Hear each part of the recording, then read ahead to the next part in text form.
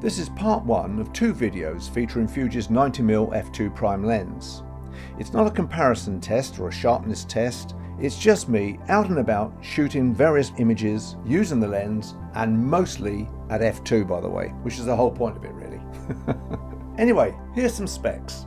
Its aperture range is from f2 and in 1/3 click stops down to f16. There's no stabilisation built in, unfortunately.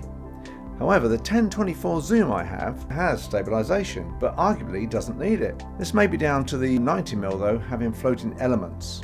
Can you hear that? That's the internal floating elements, which I thought was something that had come loose.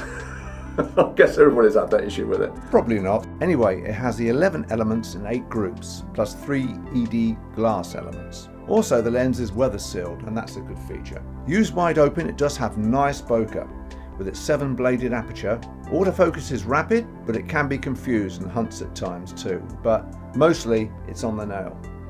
Minimum focus is 1/2 meter or 23.5 inches in old money. It's 105mm, 4.13 inches long, with a diameter of 75mm, and it takes a 62mm filter. Weight is 540 grams or just over a pound.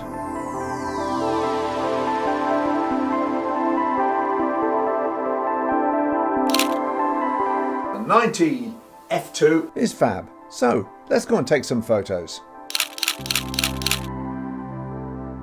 Anyway, back in the day I owned a Nikon f2 135 manual focus lens, which was fantastic. Again, very sharp and great for portraiture and weddings. The 135 I guess is a classic focal length, along with the 35mm and of course the standard 50mm.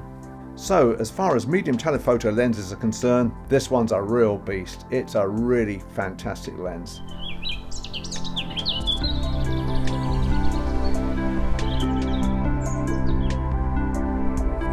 Well, that's nice.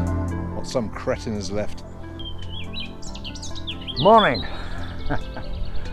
Well, I have Fuji's XF 90mm lens bolted to the X-T3, and I'm just going to wander around and take a few snaps. Okay, this lens really, as a 135 f2 in full frame, originally designed, I guess, and used more for portraiture. In fact, that's what I've used it for, weddings, portraits. But I don't do that anymore. And so I'm out now in the wide open countryside, and I'll see if I can grab some half decent pictures with it. Okay, let's go.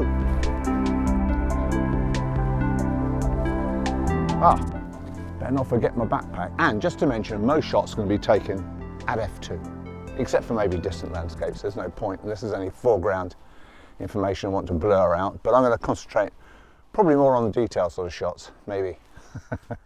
We'll see. Anyway, I'm not going to say this lens is so sharp you could cut your finger on it. Oops, I just did.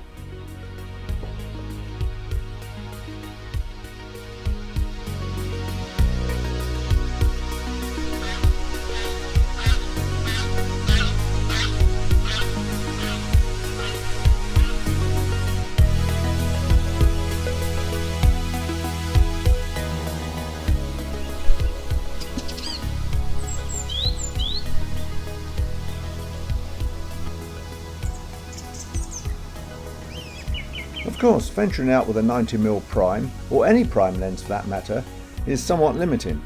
So in my backpack, I usually carry a 1024, the 1680, yes that lens, the infamous 1680, fantastic lens, and a 55-200 zoom, which is another fantastic lens, as of course is the 1024.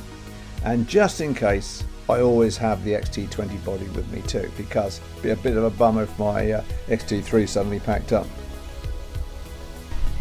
But it's all about narrow depth of field with this lens really, and at f2 it's, yes, you get plenty of bokeh. Mustn't talk about bokeh, it's an overused word.